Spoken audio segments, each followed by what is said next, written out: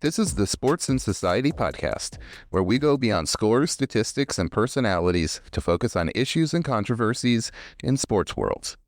Your hosts, Jake Oakley and Jeff Montes de Oca, are sports sociologists and the authors of the book, Sports and Society, Issues and Controversies. The episodes in this podcast give you a behind-the-scenes look at the textbook with stories from our lives as scholars and athletes, as well as providing analysis of ongoing issues and controversies in contemporary sport worlds. We welcome hearing your thoughts and analysis, so please use this space to engage with us about the textbook or any of the topics we cover in this podcast.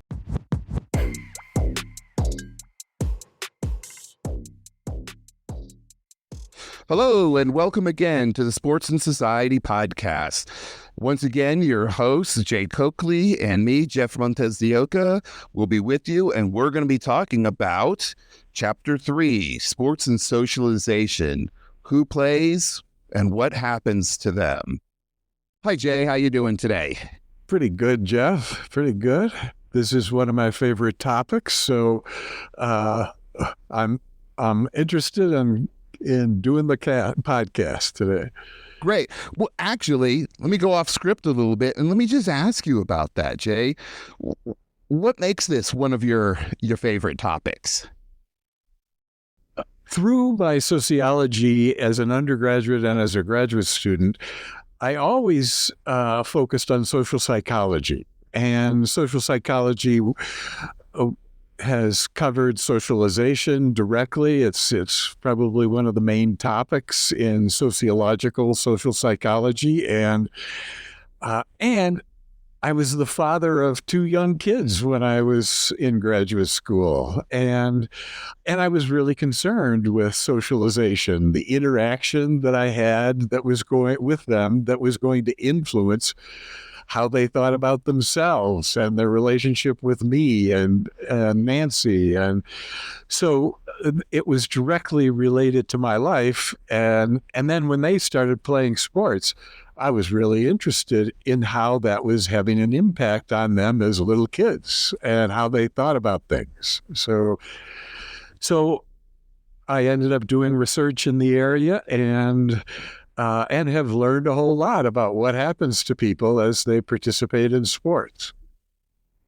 Hey, you and me both, brother. I had two kids in graduate school as well, and coaching them and participating in their sports growing up was a big part of my life for many, many years. And some, when the boys and I get together, and those are some of our happiest memories, is the time that we all participate in a new sport together.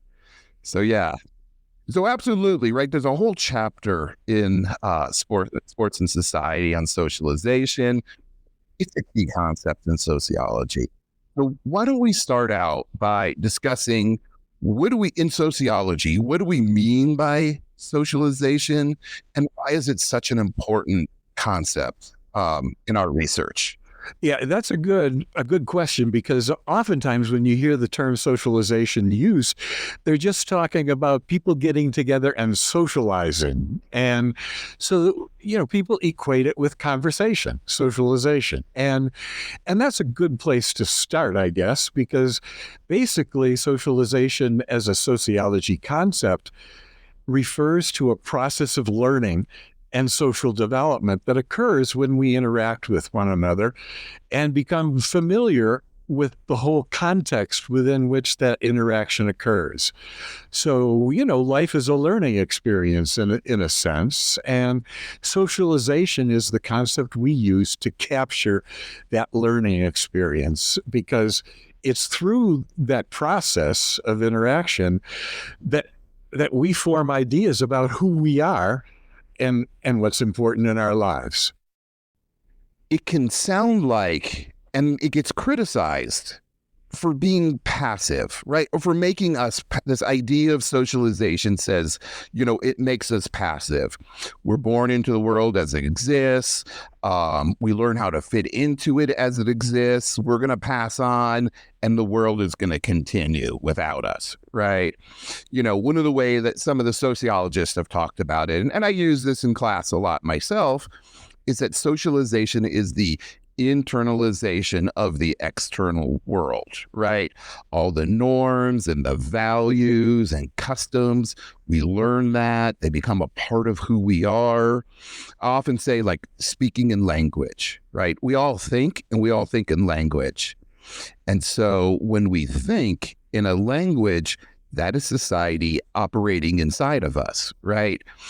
And so it could then be argued, we carry out these scripts that were given to us in a process of socialization. And so that argument would say, we are simply a reflection of the institutions like sport that have produced us. But in the chapter, you also argue that there is an active dimension to socialization.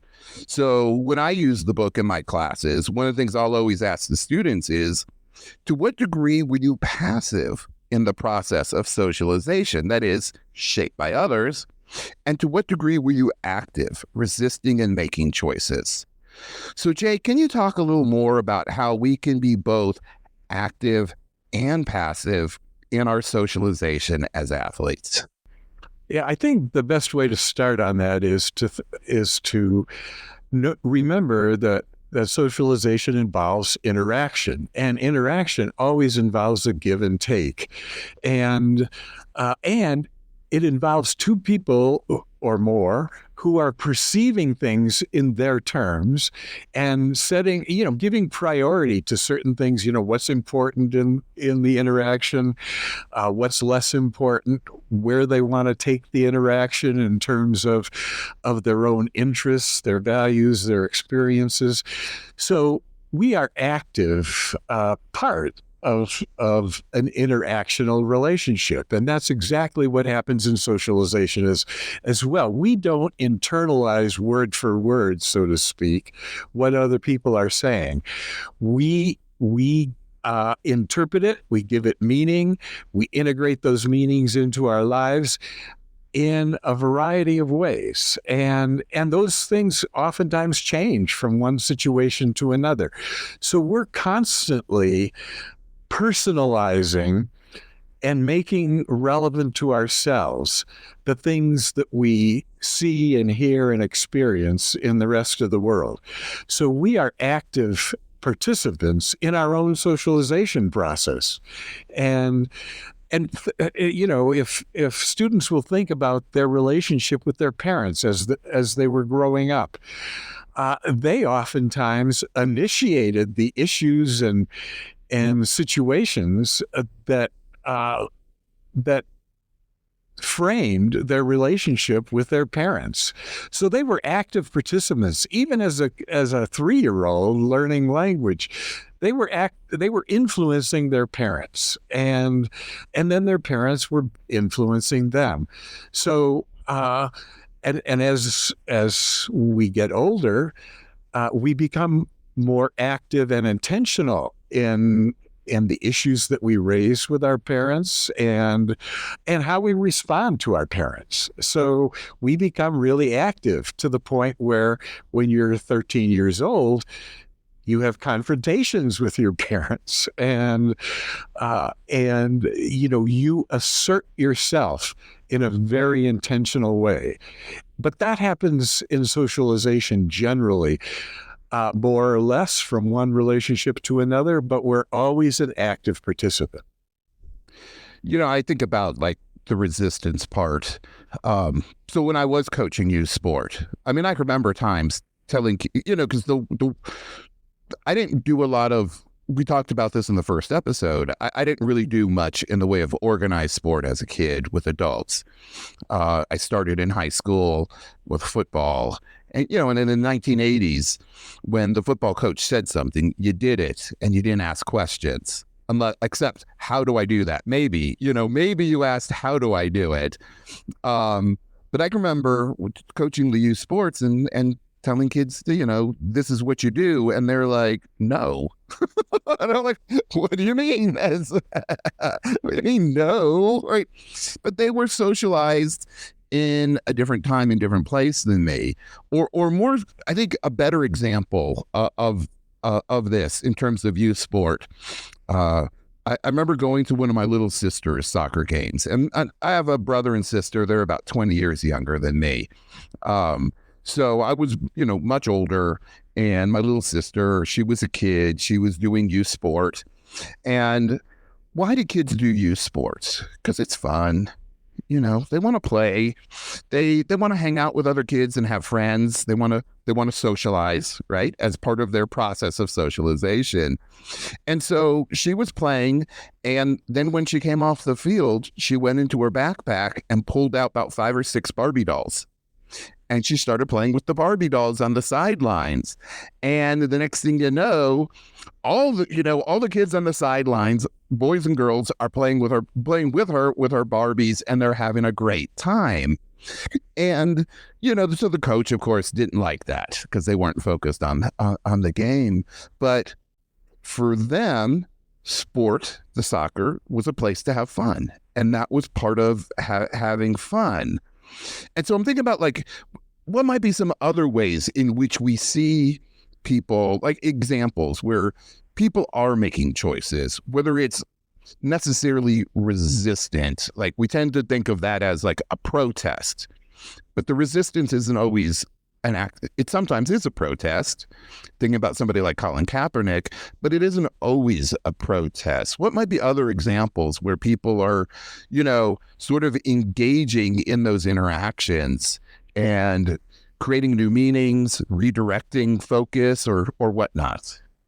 Yeah. Now, that is part of a developmental process that we go through where, and by the way, in social psychology, George Herbert Mead, who is a sociologist, talked about that process. And he said that once children start learning language, they move into a stage of imitation, and they will copy what other people are doing around them. And even before language, you can see that with kids and with 1 and 2 year olds, and they will mimic whoever is around them in some cases. And then after they start learning language a little bit and they're actually interacting with their parents and their siblings and other kids at preschool possibly, they enter what George Herbert Mead called the role-playing stage.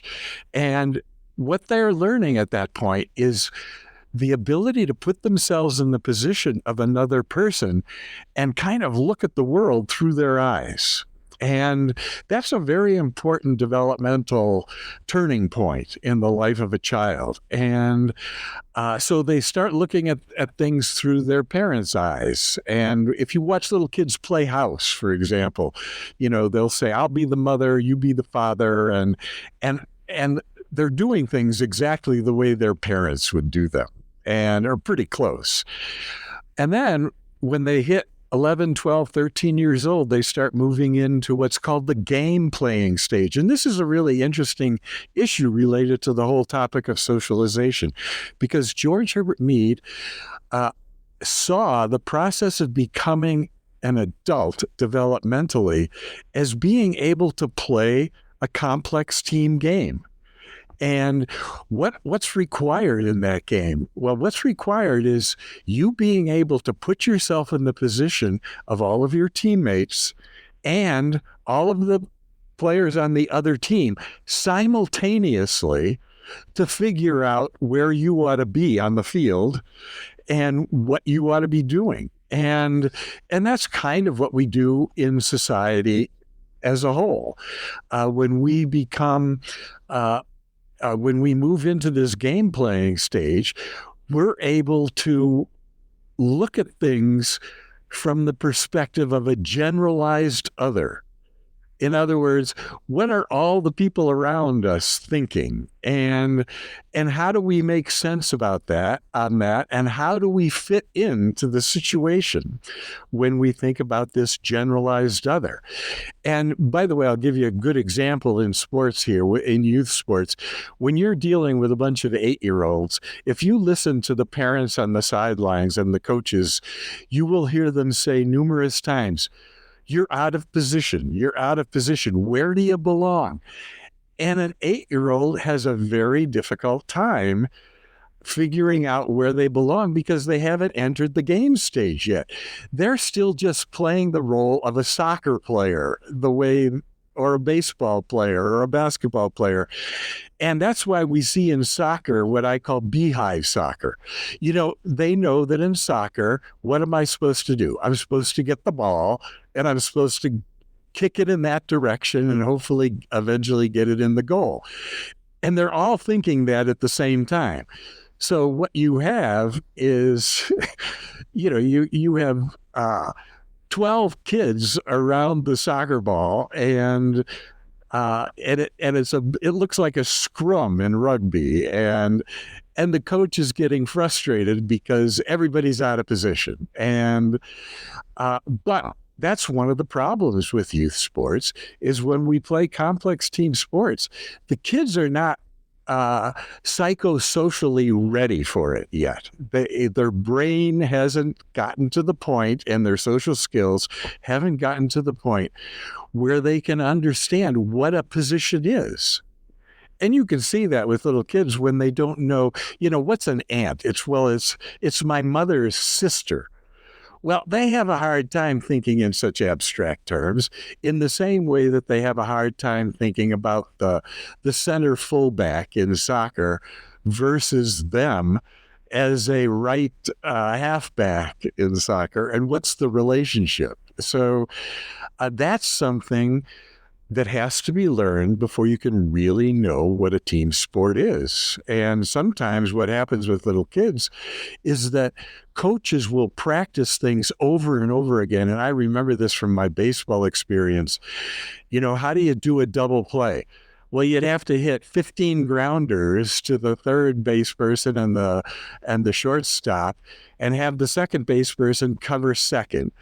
And you would have to run through that 15 times before they'd learn it, and it was almost like a Pavlovian thing, you had to get this be a response to a particular stimuli. But as you're doing that, the 3 outfielders are picking grass, wondering if they can get a Slurpee over at the 7-Eleven, and they're getting bored. And then it gets really complicated when you hit a line drive to right center field, and there's a runner on first and a runner on second. And the center fielder has to throw it to the relay person, who's the second base person, who runs out to short right center. Then the pitcher becomes the cutoff person at home plate. The catcher covers home plate. The third base person covers third. The shortstop runs around and backs up the third base person. Do you know how many times you have to hit that line drive before everybody does that? And because they're not in the game stage yet, they just couldn't figure that out on their own. So, playing team sports is a sociological exercise, and it's related to psychosocial development. And that's what we're talking about when we talk about socialization. Oh my gosh, there's so much to go into there. But a lot of it we'll address when we discuss the chapter on youth sports. I mean, the interact. So my younger son coached tennis for a while at a city park. And the guy that managed the courts there, that hired him, had a very developmental approach to teaching kids tennis. And, because my son grew up with me, and we talked about and I brought that to the coaching of him and his brother and the other kids, that this needs to be developmental, that practices need to not be repetitive, they need to be playful. That if we don't make this playful, kids are going to get bored, and they're not going to learn anything, right? And so let's go with what the way that kids think. So he brought that to coaching the tennis, and many of the parents got very mad at him. They were mad. He didn't yell at them. He was mad. They were mad. He wasn't drilling them. In the summer, it's so hot on the tennis courts. He would let kids go sit in the shade. They'd get mad about that. And here he is, 17 years old. He's a very good kid. So he doesn't talk back to elders. And he's got these parents yelling at him and he knows they're wrong. Right. And we'll get into that later, but in a different episode. But I just had to bring that up now because I was just thinking about that. But also with the double play, when I teach George Herbert Mead in my class, my sociological theory class, I use the double play also. And I always ask, who played baseball or softball, whether it was Little League or high school or whatever, and I get those students. I ask those students, how do you know when a double play is about to happen? And usually they start by saying, well, because we've practiced it a lot. We've done it over and over and over. And then I'm like, okay, good. Now, given that, how do you know? And they're like, well, typically there's a runner on first base. And, so we all know the pitcher is going to throw in a particular way to try to force a line drive to the shortstop. And then we can throw, or second base, we can throw, they go through the whole thing. And I'm like, yeah, that works because 1, you've repeated it. You've done it over and over and over. 2, you look at the situation, you know the context. 3, you look at each other and you read each other. And that way you all know what each other is thinking. And that is what you said, taking on the attitude of the other, right? Looking at the generalized other as opposed to our significant others like parents and siblings and very close friends and whatnot. We can generalize our relationships with those significant others to these generalized others, and we can then act. Humans can then do very, very complicated social interactions without saying a word to each other. That's why we can drive on the freeway without having 100-car pileups every single day, right? It has to be an unusual situation when there's a 100-car pileup. And that's what you're talking about, that game stage, and how socialization teaches us the rules. It teaches us the meaning of context. It allows strangers to act in predictable ways, and we can make spontaneous decisions in those situations, and they're very, very meaningful. And so, it's the same example I use in my class. Yeah, let me just add to that, Jeff, and say, basically what we're talking about when we talk about socialization is a process of becoming human and a process of becoming a member of society, and thinking about where we are in that society, where we fit, and how we're connected with other people, and that's the basis for citizenship. It's the basis for our own agency in terms of becoming an agent of change within society. So it's a crucial process. Absolutely, and I like the way you say it's socialization is the process of becoming human, because in a lot of the intro to sociology textbooks, it's so dry, right? The way they talk about it, it's the process by which you take on a role in an institution, and again, it sounds very passive, but it really is. It's about becoming a human and being able to participate in society. Well, let me switch gears a little bit now. Let's talk about something that is very intentional about socialization, discussed in the chapter, and that's this thing called physical literacy. And I'd like you to talk more about physical literacy and how a physical literacy approach to sport might help people, young people in particular, be more active in their own socialization. Yeah, now physical literacy is a relatively new concept for us in sociology, and it's been around for a while in physiology and biomechanics and kinesiology generally.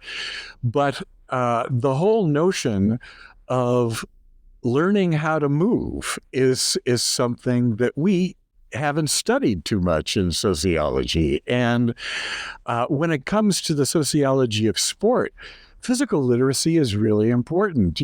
How do we acquire it? And when we're talking about physical literacy, we're talking about how we know how to run and balance and hop and jump and skip and crawl and throw and catch and dodge and glide on ice and on snow. And so all of these physical movements, we're not born knowing how to do all these things. So how do we learn them? And how is that learning related to our participation in sport is an interesting question.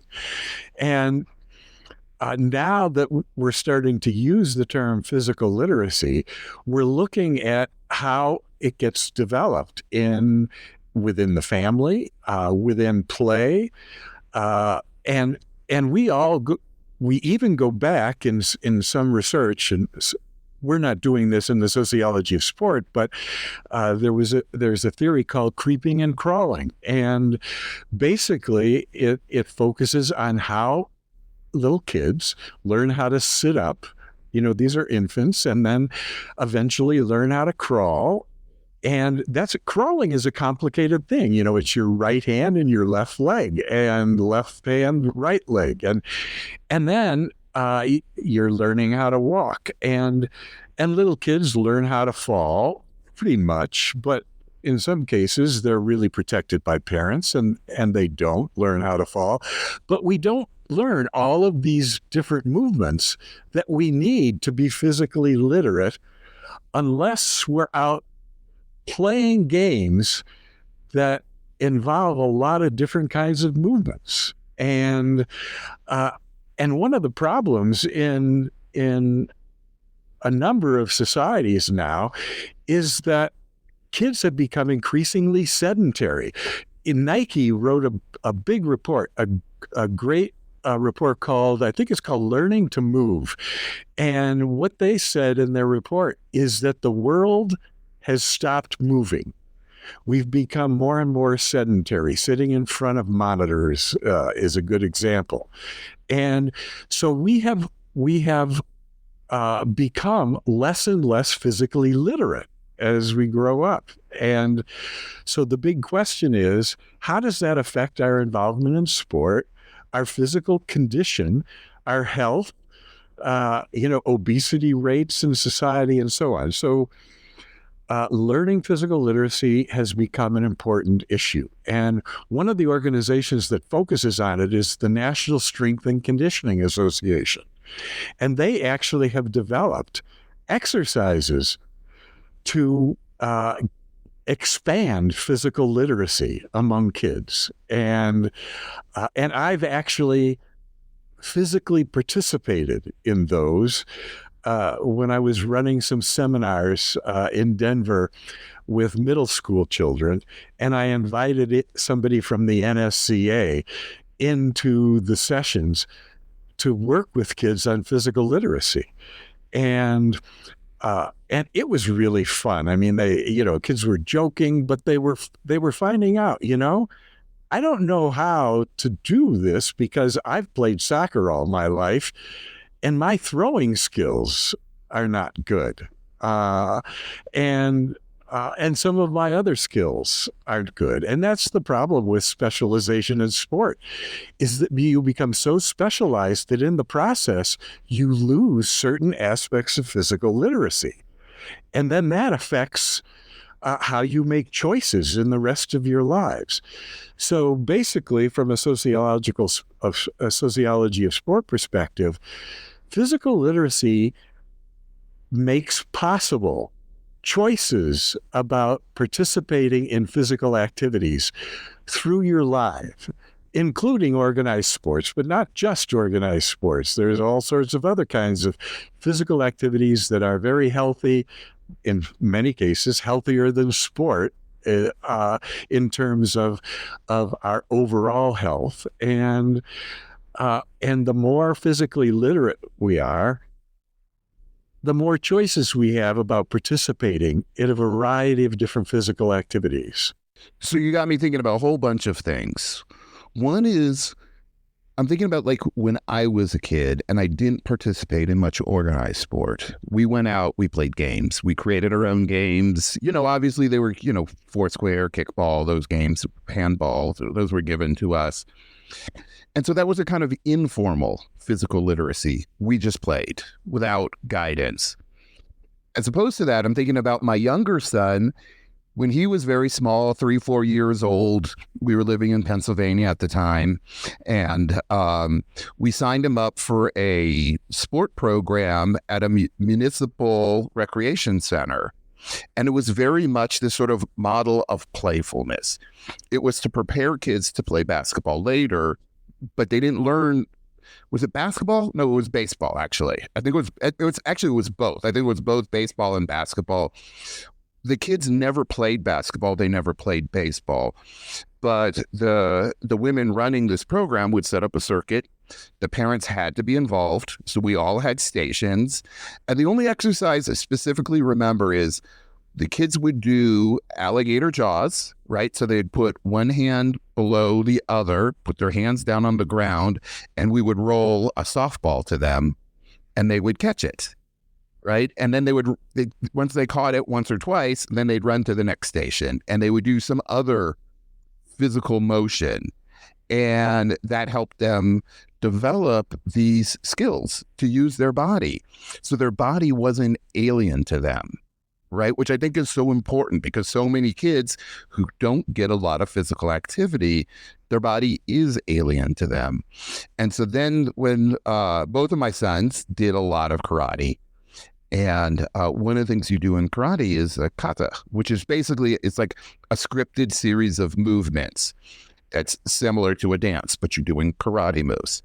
Again, tremendous physical literacy because you have to remember the whole routine and perform it. And it should be physical, but it should also be aesthetic. So then when they started doing flag football and I was coaching them, they were great athletes and they were very successful. And also, as I've already said, I was very active in their youth sport. So they had their father encouraging them constantly. So as good athletes in a youth sport environment, they got a lot of positive encouragement. Right. And that's really important, is that we're all driven by the need for recognition, for respect, for all of these things. And they were getting that through their sport participation. So of course, they love sport and they wanted to do more of it. And that just made them better. And it becomes a whole feedback loop. And that helped them develop identities where they saw themselves as athletes. Yeah. And my kids did the same thing. I was working at the Olympic Training Center in Colorado Springs, and I was working with the Taekwondo Federation. And, I grew up before Taekwondo even came to the United States. But as I watched it, I thought, oh man, this is really a great physical literacy learning experience. And so I got my kids to think about signing up for Taekwondo, and they did. And they learned moves that they would have never learned in soccer or basketball or football or, my daughter was learning some of these things in gymnastics, which, by the way, is another good one for physical literacy. Tumbling, is where you start there. But the more kids try different sports, the more they're going to become physically literate. And there are certain things like karate and taekwondo, judo, and some of the other martial arts where you're moving through things. You're making movements that you don't normally make in the organized sports that we have in the United States. And so those have been good additions to our culture. And for the young people who have participated in them, that has improved their physical literacy. And it's had implications for the other sports that they can do later in life. One of the things that we've talked about across all of these episodes is how, for you and I, a lot of the sports that we participated in growing up was spontaneous play, and we did it in our neighborhoods, in our schools, and in our parks. Today, however, a lot of youth sport has moved out of the public sector, right? It's moved out of schools and city parks, and it's and out of the nonprofit sector. Like, I grew up going to the YMCA. I learned to swim at the YMCA. I went to YMCA camps and so on and so forth. And the youth sport has moved into fee-based private leagues. What do you think are some of the broad consequences of this movement from the public sector to the private sector for public health and physical literacy? Yeah, I think, and I'm gonna reframe that a little bit. Along with moving from the public sector to the private sector, we've also moved from child-controlled activities to adult-controlled activities, and we've made mention of this in some of our other episodes, but in our experience, we did play pickup games, we did make up games, we played informal physical activities that didn't necessarily mimic organized sports. So what we were doing in those activities is becoming physically literate, because the various things that we played involved a lot of different kinds of movements. And there's other people who have written about that. They've said that as we've become more urbanized and we've moved away from nature, we have stopped learning how to manage our relationship with nature. And the simple example of that is climbing trees. And, what we have is a park that has a particular climbing apparatus. But when you're in nature and you climb on all sorts of different kinds of trees, you're going over things, obstacles, and it's a very diverse environment. And since we're not a rural country anymore, we don't learn some of those kinds of ways of interacting with nature that, by the way, improve our physical literacy. So we have become specialized in terms of organized sports, adult-controlled sports on the one hand, and sports within which we don't have the freedom to experiment with our bodies like we did in the informal games that we played, and where there was a lot of experimentation with your body, see what you could do. And I can remember playing baseball, we would watch somebody on television in the major leagues. And I remember the Cubs. I grew up in Chicago, the Chicago Cubs, I'm trying to think of his name right now, but played shortstop for the Chicago Cubs. And when he batted, he spread his legs way apart. And so as a 9-year-old, I went to Little League, and I spread my legs way apart when I was up at bat. And the first thing the coach did was come over to me and said, "Coakley, that's not how you're supposed to stand. You're supposed to stand," and he put a stick down between my feet. And he said, "That's how far your feet should be apart." And Ernie Banks.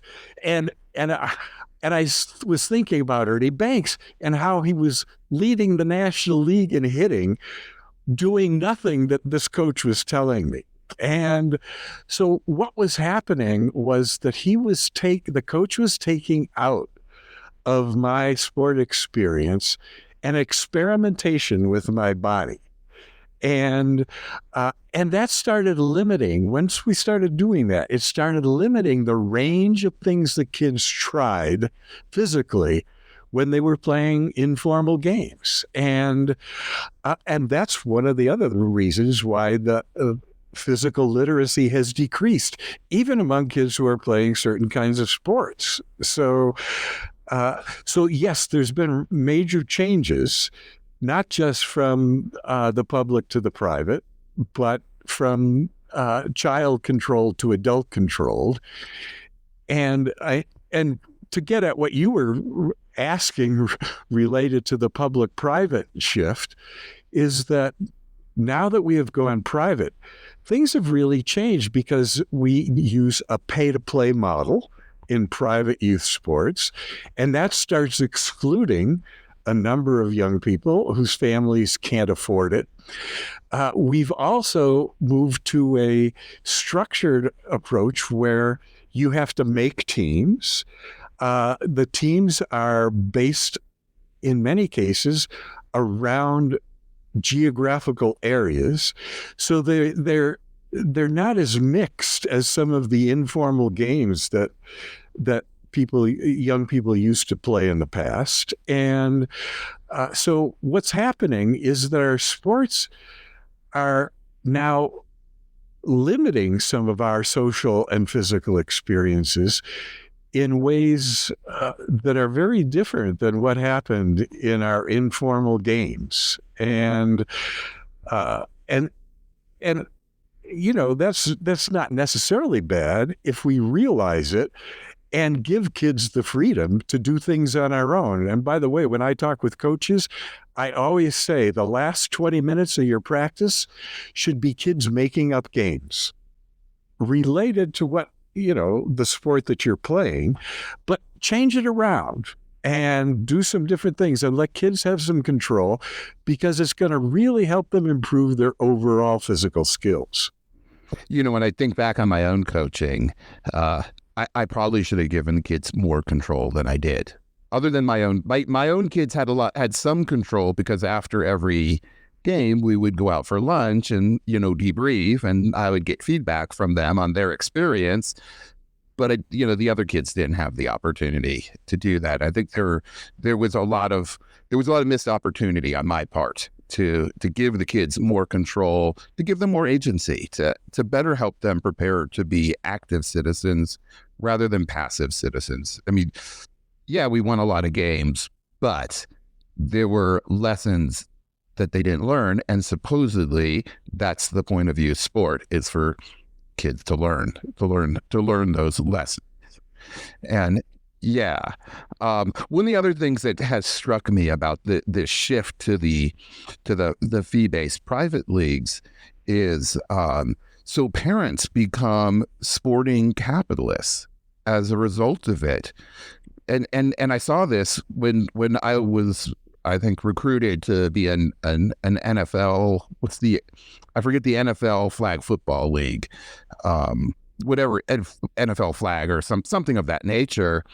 And yeah, so because I'd been coaching for a long time and, you know, I was okay at it. And so I was recruited. And one of the things that they told me is that there is a base cost to having a team, and you can charge above and beyond that. And you can charge as much as you want to make more money, to incentivize people to coach. And so I've talked to people. I didn't do it. I wasn't interested. My kids weren't interested in the NFL flag. But, you know, I've talked to people, particularly friends who coached in basketball, and they were like, yeah, a lot of the parents, they're making a lot of money off of coaching youth basketball. And so you're exploiting other parents. And the more you charge, the narrower the range of kids that are going to participate. And that's part of the problem in the United States in particular, but not just here. When you have a pay-to-play youth sport model, what happens is that a lot of kids get cut out. And then at the same time, if you're living in a culture where parents define physical spaces away from the home as potentially dangerous, then they restrict kids from playing in public areas where they might make up their own games. So all of the learning that occurs in conjunction with making up your own games and adapting to a situation, adapting to the number of players, all of those social skills that you learn you're not learning when you play organized sports, because the coach, you know, everything is organized for you already. And And that's, I see that as a challenge related to socialization. How can we provide young people with opportunities to create their own games and experience all the learning that goes along with that process? Because it's different than being told what position you're going to play and how to run plays and so on, where the coach is making all the decisions and the kids are left out of the decision-making positions. So as we lose this culture of informal sports, young people are losing an aspect of socialization that I grew up with, that you grew up with, but that my kids were not as exposed to as they grew up. And I tried to be a stimulator of their informal games because I knew they were going to learn things there that they wouldn't learn in their organized soccer practice. And so that's something that we've forgotten about in our organized sport programs is what are the things that kids are not learning anymore because they're not in control of those activities. And that's an important part of socialization, is once you're in control of your own activities, you're learning very different things than listening to a coach tell you what to do. And I'm not saying that listening to a coach tell you what to do is not a learning experience. That can be a good learning experience because you learn how to deal with authority figures and so on. But you're missing out if you're not playing informal sports and pickup games. You're missing out on all sorts of other socialization experiences. That's a great point because it's not an either or, right? We're both teachers, right? We both believe in being able to lecture at times, but in my classroom, I also do a lot of group discussion. And so there are different modes of teaching and there's different modes of learning. So this is really, I think, a great challenge to students who are reading this book, who are going to go out into sport worlds, whether as parents with their own kids in sport, whether as amateurs working in sport fields or as sport professionals. What are ways that we all, as a society, can make sport, really live up to the promise of being an enriching learning experience and centering the sport on the athletes, right? And not the adult or the professionals or whomever. But getting back to this discussion of socialization. So one of the models of socialization I've used in my own research is the idea of careers, thinking of socialization as, this process, you go through a career, and this goes back to a sociologist by the name of Howard Becker that wrote about becoming a marijuana smoker. I think he used the term marijuana user. And this is back in the 1950s that he wrote about this. And the argument that he makes there, he's making a larger argument, but I'll keep it a little bit more narrow for time, is that nobody is born a marijuana smoker. Instead, it's an identity that we take on through steps, just like you would in any other career. First, you need someone who can tell you about it, because otherwise you won't even know that marijuana exists. I should actually be saying cannabis, not marijuana. So, you'll just remain blissfully ignorant of it. Then once you've learned about it, right, you can start to apprentice in it. You can be taught, what are the proper way to do things, how to smoke so you can actually get high, right? How to roll a joint, so on and so forth. What's the etiquette, with smoking, because it's a group-based process. Once you also have to learn where to get it, which in the 1950s, Colorado, cannabis is legal. In the 1950s, it certainly was not.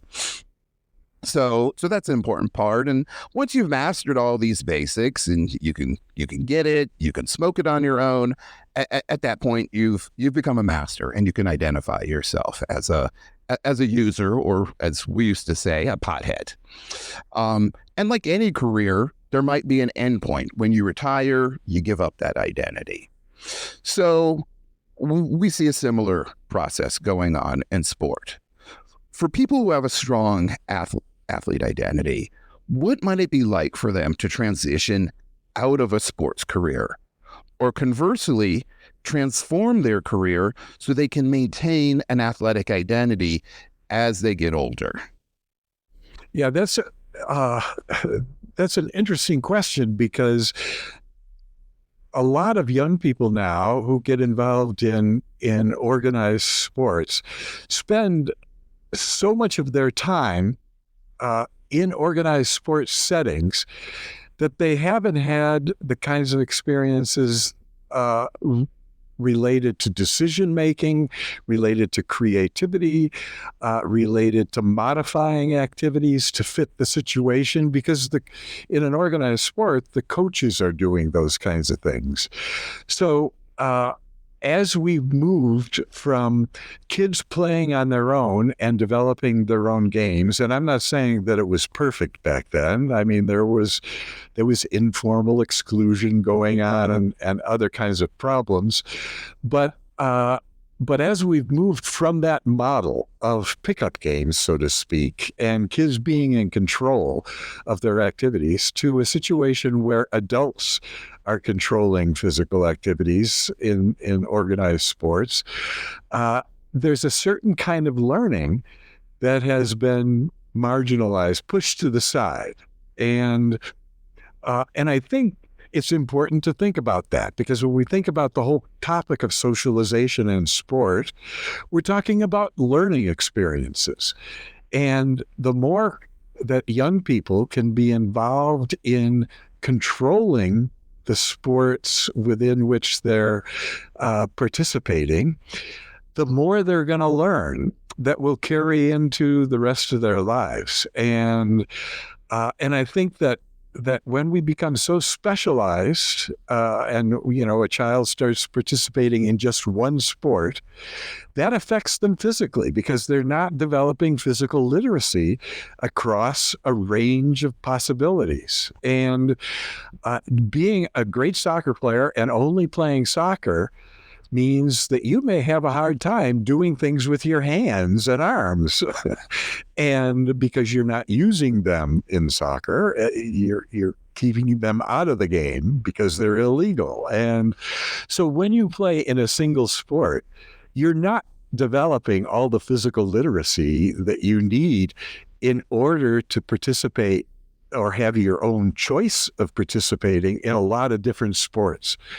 And so my point here, and I'm kind of going around in a circle, is that when we've changed in the United States to organizing youth sports for kids, we have to think about giving them opportunities to play more spontaneously and develop a wider range of physical literacy that will open up physical possibilities for them as they grow up and get older.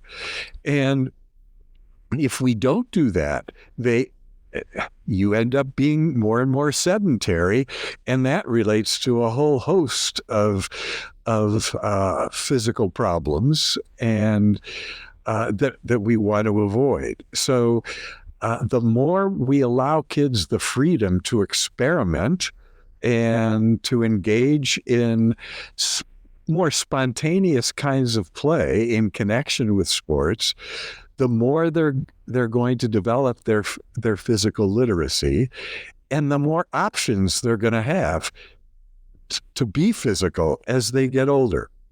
And so when I work with organized youth sport programs, I always tell coaches, let kids have a chance to modify the game and to change it in ways that encompasses a greater amount of physical literacy learning.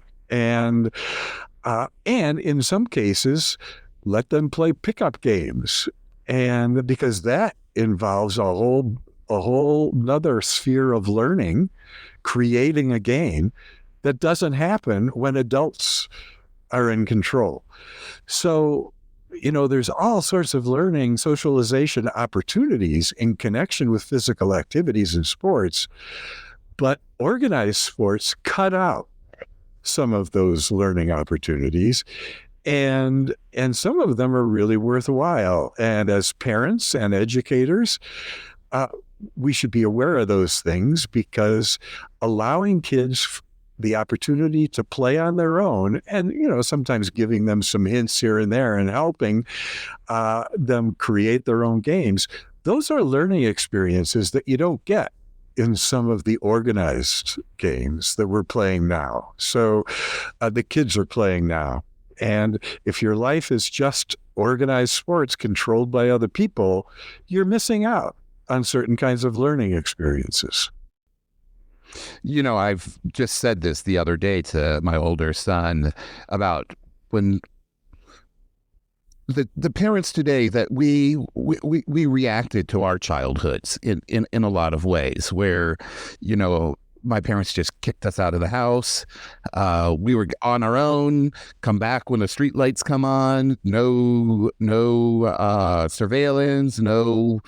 And you talk about climbing trees. I mean, I fell out of some trees when I was a kid, and I saw some kids get hurt pretty badly. And so, we wanted a lot more control with our kids, and so we did a lot more organized activities for them. And I said to my son, I think we overreacted, and we really didn't give you the opportunity to author your own play, to author your own games, to be an author of your life in that way. And again, that's something we all have to think about. Like, what do we want to do in the roles that we take on, whether they're parents or coaches or whatever? And what do we want our institutions, whether it's family or sport, what do we want them to look like? And again, these are the kinds of questions we try to encourage people to think about in sociology. So we're starting to run a bit tight on time for today, as always. So I want to conclude this episode with a discussion of how sports participation can or cannot build a healthy lifestyle. I mean, we tend to encourage youth to participate in sports to promote health and well-being. And, you and I remain active, as, we're not young. So for our health. However, a lot of our sports lead athletes to have long-term injuries, and they can promote some unhealthy behavior, such as binge drinking, which when I played rugby, I can tell you, we engaged in a lot of binge drinking after games and fighting. So why then might we still generally view sports as healthy? And how can we foster healthier sport participation? Yeah, I think that's a great question, because we just kind of routinely say, well, we want our kids to be involved in sports because they're healthy activities. And, meanwhile, the kids are tearing tendons in their knees. They're having shoulder and elbow injuries.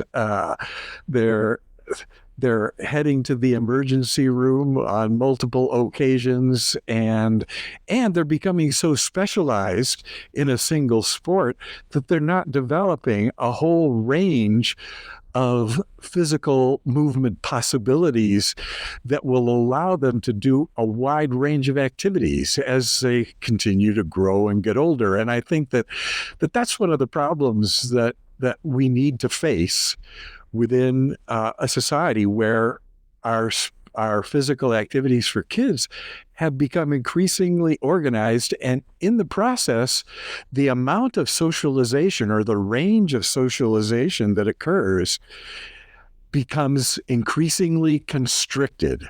And one of the things I've done as a person in the sociology of sport is I have tried to make people aware in organized youth sport programs the need to expand the kinds of the range of physical activities that the kids are participating in, and also the possibility of giving those kids control over organizing some of those activities, because that's where some of the real learning occurs when we talk about socialization. And if you're not making, if you really want to learn how society works, make up an informal game.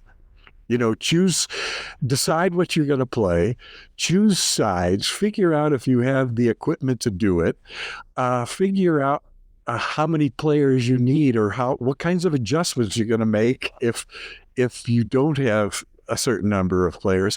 All of those things that are learned in informal games are very important kinds of things. And as we've moved to having our kids play only organized sports, they learn certain kinds of things, but they miss out on other kinds of things. And I think that's an issue within our society generally, is that sports, physical activities, have become defined in ways that limit the socialization that kids experience when they're only playing in organized sports. And the informal sports, the pickup games, provided a whole different kind of learning for kids because they were in control of the games. And when I coached youth sports, I tried to give kids opportunities to control what they were doing within the organized setting.